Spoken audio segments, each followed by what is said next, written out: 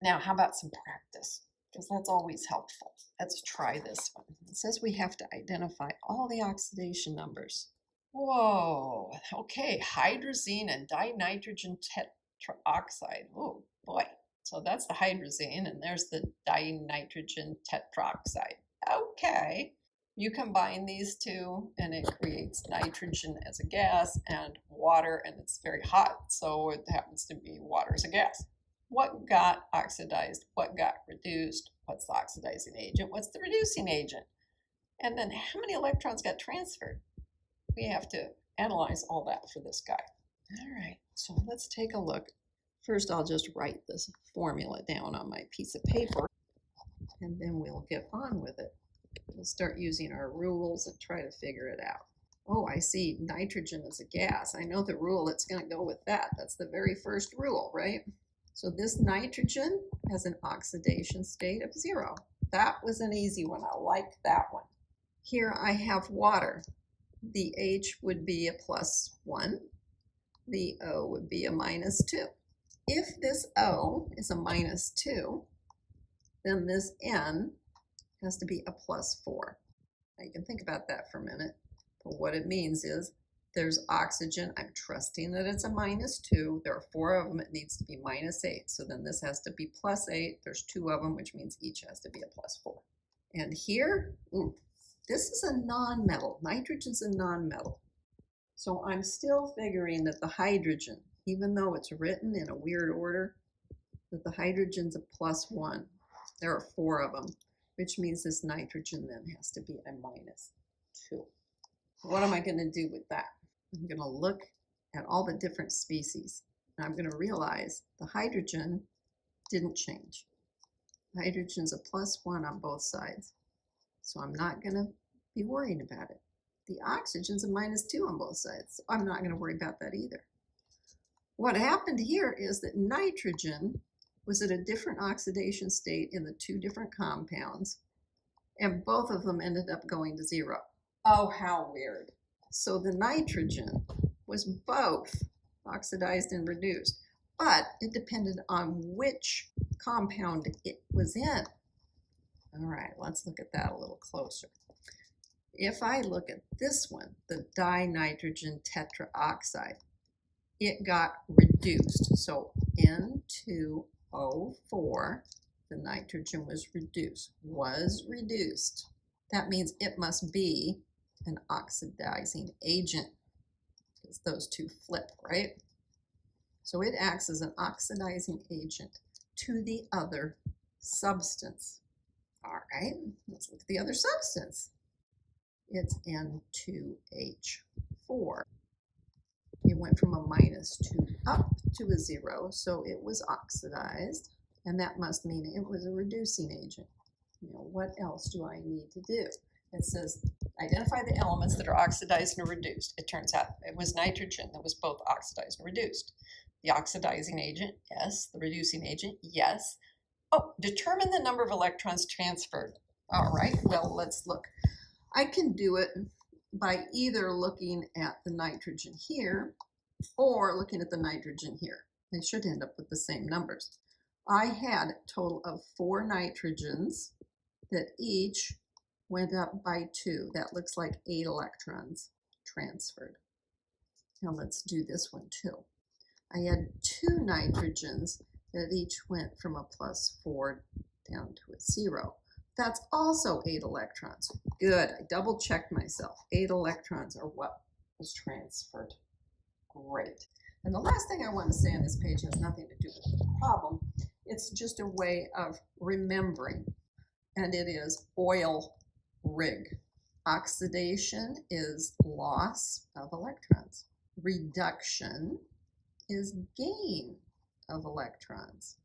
And that makes sense. The last one's the one that's easy because I'm trying to get the number to go down. If I'm picking up more negatives, I'm going to get the number to go down. Let's do a couple of multiple choice examples. Here's a reaction. Okay, we can look at it a little bit. See that the iron is going up in oxidation number and the silver's going down in oxidation number. And then we look at what they've given us. Well, when they put it this way, it almost sounds reasonable. But the thing is, that's a product. So we're not going to be talking about what happened to the product. Okay, so we're going to eliminate A because of that. Fe2 plus is oxidized. Yes, it went up. Ag plus is reduced. Yes, it went down. This looks good to me. Let's double check. This one, no, this is talking about something on the other side again. And then this one, they're talking about reducing it when it got oxidized. So B is a lovely answer. Thank you very much.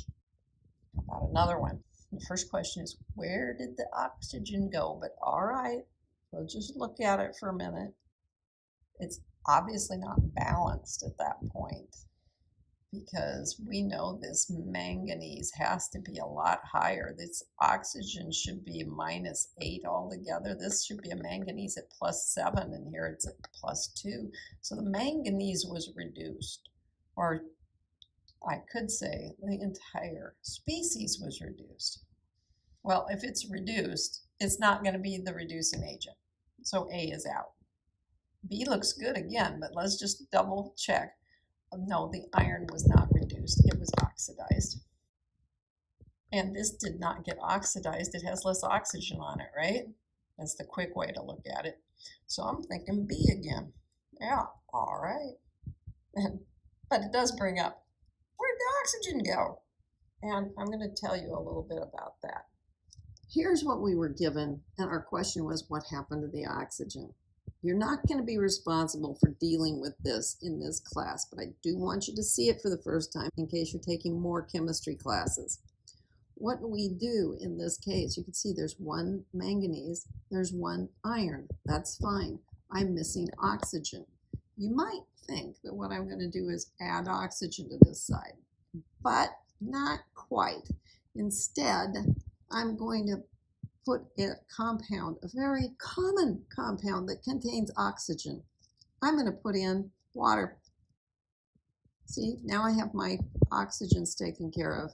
Guess what I did though? I just added hydrogen. There wasn't any hydrogen before. Well, I added 8 of them, okay? So I will add 8 hydrogens, but I'm not going to add 8 hydrogens as just hydrogen. Oh, no, no, no. That would be way too simple. Instead, I add 8 hydrogen ions because as it turns out, an awful lot of times, this reaction is taking place in an acidic environment. So there, now I've got some acid, right? Great. Now, what's still wrong? It turns out there is still something wrong. I have an iron, 1 iron. I have a manganese, 1 manganese. I have 4 oxygens. I have 8 hydrogens. Life looks good. What about the charge though? Charge doesn't balance. Here I have 5 pluses. Over here I've got 10 pluses. Well, I can't add any more protons. That is protons. I have to work with electrons. So I'm going to have to add some electrons. Oops, I almost forgot about this guy. That would be a terrible error. So let me look. On this side, I've got 5 pluses. On this side, I've got 8, 9, 10. Whoops. Make that just 9 pluses. I need to bring this down to that. So if I add 4 more electrons to this side, I will have this balanced out, which sounds pretty crazy. But that's the kind of thing that we end up having to do to work out what's going on. Balancing redox reaction equations. You've got to balance out the gains and losses of electrons. In the case that I have here, here's a silver, it's only at a +1. Here's a copper, it's at a +2. Well, that's never going to work out right. But if I have 2 of the silvers, then I'll have 2 positive charges. And on the other side, I'll have 2 positive charges on the copper.